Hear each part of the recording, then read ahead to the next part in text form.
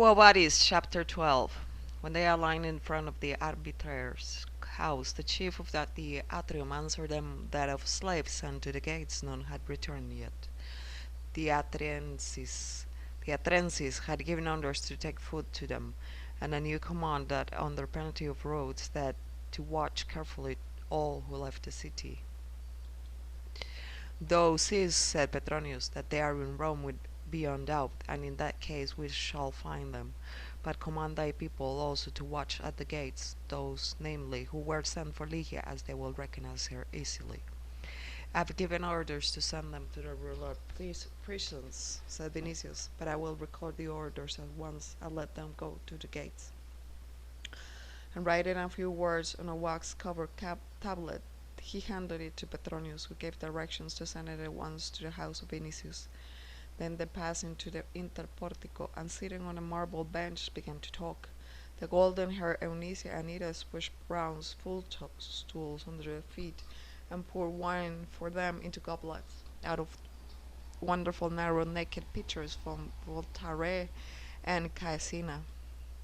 Hast thou among thy people anyone who knows that giant Lygian? Asked Petronius. Atacinus and Gulu knew him. Atacinus fell yesterday at the litter, and Gulo I killed. I am sorry for him, said Petronius. He carried only thy, but me in his arms. I intended to free him, answered Vinicius, but do not mention him. Let us speak of Lygia. Rome is a sea. A sea is just a place where men fish for pearls. Of course we shall not find her today or tomorrow, but we shall find her surely, though that accused me just now of giving thee this method. But the method was good in itself, and became bad only when turned to bad. Thou hast heard from Aulus himself that he intends to go to Sicily with his whole family. In that case the girl will be far from thee. I should follow them, said Vinicius, and in every case she will be out of danger. But now, if that child dies, Poppaea will believe and will persuade Caesar that she died because of Lygia. True, true, that alarmed me, but that little doll may recover. Shall she die, we shall find some way of escape. Here Petronius meditated a while and added, Poppaea, it is said, follows the religion of the Jews and believes in evil spirits. Caesar is superstitious. If we spread the report that evil spirits carry off Lygia, the news will find belief, especially as neither Caesar nor Aulus Plautius intercepted her. Her escape was really mysterious. The legion could not have effected it alone. He must have had help. And where could a slave find so many people in a course of one day? Slaves help one another in Rome. Some person pays for that with blood at times. True, they support one another, but not some against others. In this case it was known that the responsibility and punishment will fall on thy people. If thou give thy people the idea of evil spirits, they will say at once, and they will saw such with their own eyes, because that will justify them in thy sight. Ask one of them, as a test, if he does not see spirits carrying off Lygia through the air. He will swear at once by the aegis of Zeus that he saw them. Vinicius, who was superstitious, also looked at Petronius with sudden and great fear. If Ursus could not have men to help him, and was not able to take her along, who could take her?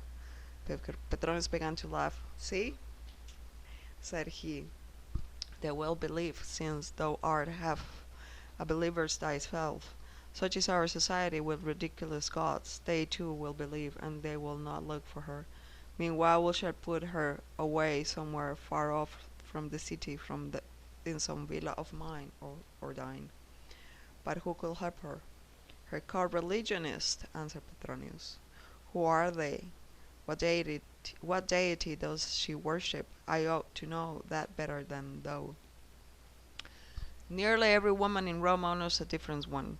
It is almost beyond doubt that Pomponia reared her in the religion of that deity which she herself worships. What one she worshipped, I don't know. One thing is certain, that no person has seen her make an offering to our gods in any temple. They have accused her even of being a Christian, but that is not possible. A domestic tribunal cleared her of the charge.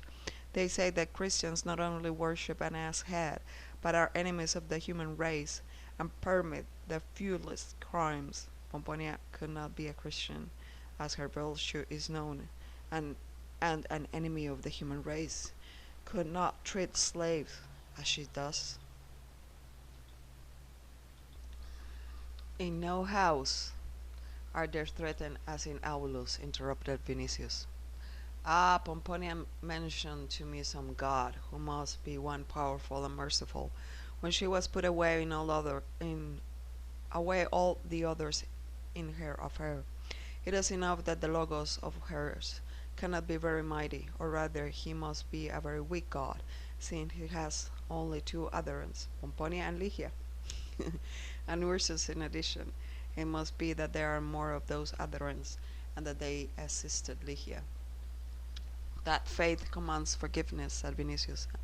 At Actes I met Pomponia, who said to me, May God forgive thee the evil which thou hast done to us and to Ligia.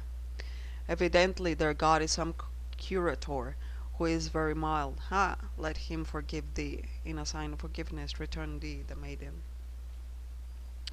I will offer him a heta. I will offer him a hecatomb tomorrow.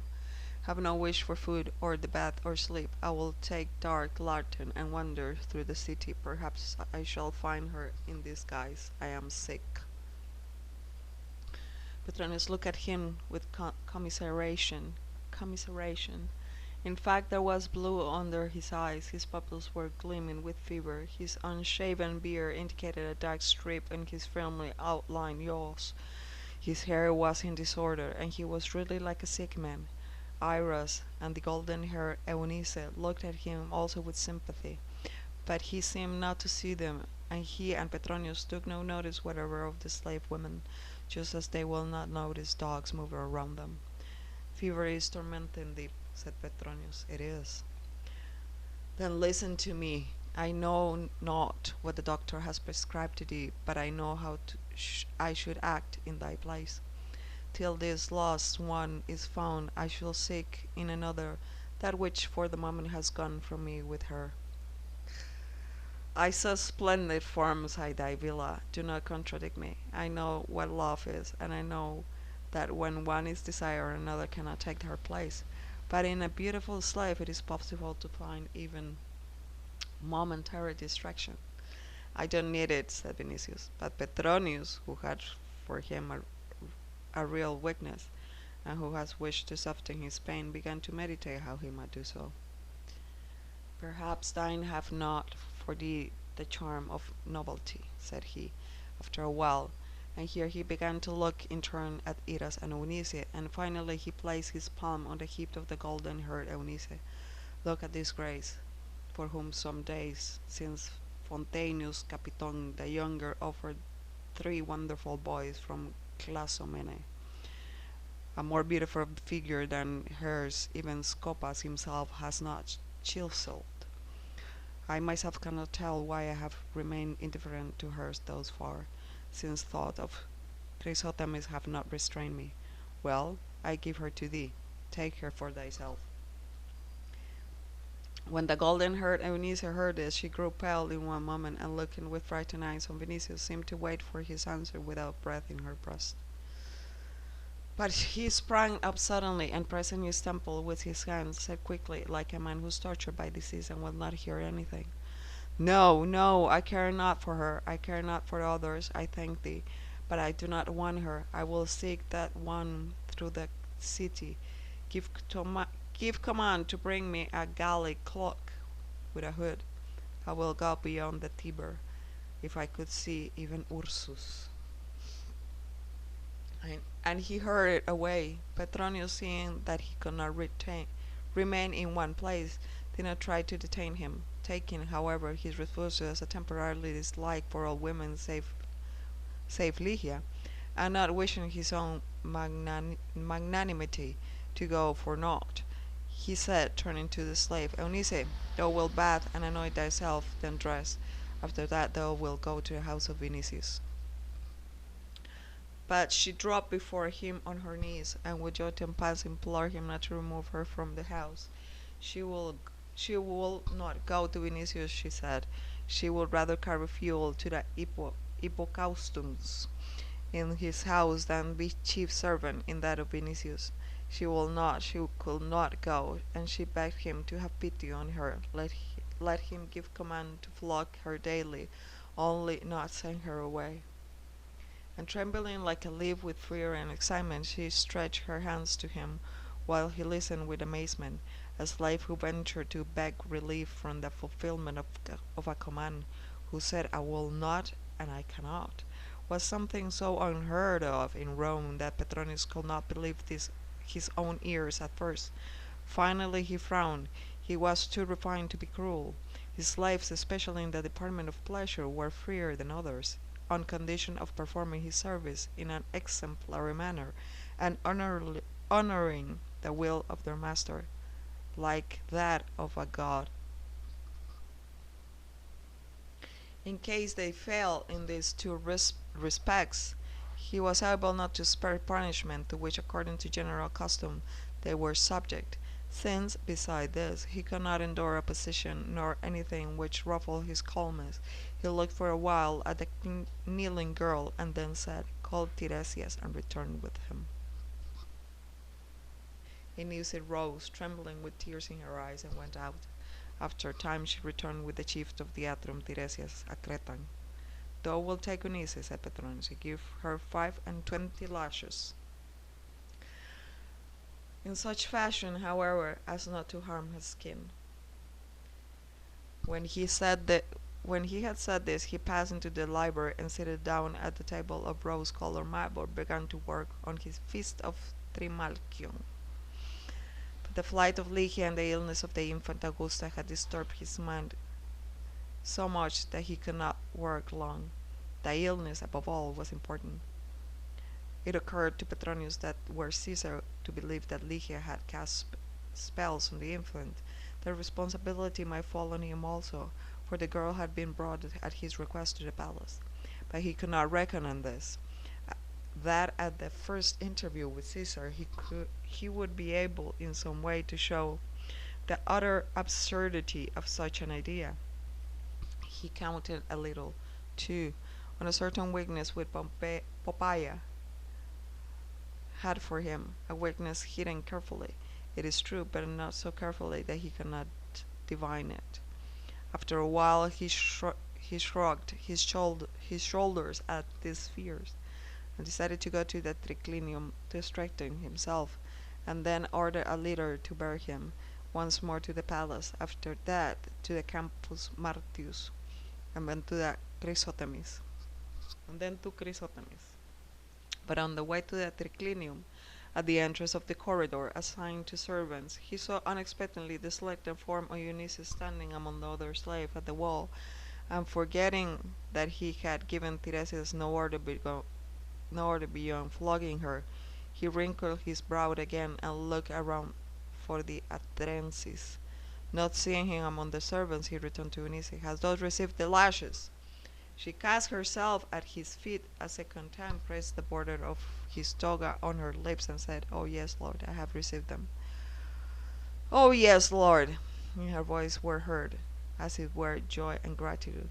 It was clear that she looked on the lashes as a substitute for her removal from the house, and that now she might stay there. Petronius, who understood this, wondered at the passionate resistance of the girl, but he was too deeply versed in human nature not to know that love alone could call forth such resistance. Dost thou love someone in this house? Asked he. She raised her blue, tearful eyes to him and answered in a voice so low that it was hardly possible to hear her. Yes, Lord. And with those eyes, with that golden hair thrown back with fear and hope in her face, she was so beautiful, she looked at me so entreatingly, that Petronius, who, as a philosopher, had proclaimed the might of love, and who, as a man of aesthetic nature, had given homage to all beauty, felt for her a certain species of compassion. Whom of those dost thou love? Inquired he, indicating the servants with his head. There was no answer to that question. Eunice inclined her head to his feet and remained motionless. Petronius looked at the slaves, among whom were beautiful and steady youths. He cannot he cannot read nothing on any face. On the contrary, all had certain strange smiles.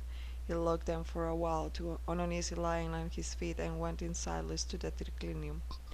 After he had eaten, he gave command to bear him to the palace, and then to Chrysothemis, with whom he remained till late at night. But when he returned, he gave command to call Tiresias. Did Eunice receive the flogging? Inquired he. She did, Lord, though it did not let the skin be cut, however. Did I give no other command touching her? No, Lord, answered the attendant with alarm. That is well. Whom of the slaves does she love? No one, Lord. What dost thou know of her? Tiresias began to sleep in somewhat uncertain voice. At night Eunice never leaves the cubiculum in which she lives with all Acrisiona and Ifida. After thou art dressed, she never goes to the bathroom, although other slaves ridicule her and call her Diana. Enough, said Petronius. My relative Vinicius, to whom I offer her today, did not accept her. Hence she may stay in the house. Thou art free to go. It is permitted to me to speak more of Eunice, sir. I have commanded thee to say all thou knowest. The whole familia are speaking of the flight of the maiden who was to dwell in the house of the noble Vinicius. After thy departure, Eunice came to me and said that she knew a man who could find her. What kind of man is he? I do not know. I know not, Lord, but I thought that I ought to inform thee of this matter. That is well. Let that man wait tomorrow in my house for the arrival of the tribune, whom thou wilt request in my name to meet me here. The Atrensis bowed and went out, but Petronius began to think of Eunice. At first it seemed clear to him that the young slave wished Vinicius to find Lygia for this reason only, that she will not be forced from his house. Afterward, however, it occurred to him that the man whom Eunice was pushing forward might be her lover, and all at once that thought seemed to him disagreeable. There was, it is true, a simple way of learning the truth, for it was enough to summon Eunice. But the hour was late. Petronius felt tired after this long visit with Chrysothemis, and was in a hurry to sleep. But on the way to the cubiculum he remembered, it is unknown why, that he had noticed wrinkles that day in the corners of Chrysothemis' eyes. He thought also that her beauty was more celebrated in Rome than it deserved, and that Fontanius Capiton, who had offered him 3 boys from Clazomene for Eunice, wanted to buy her too cheaply.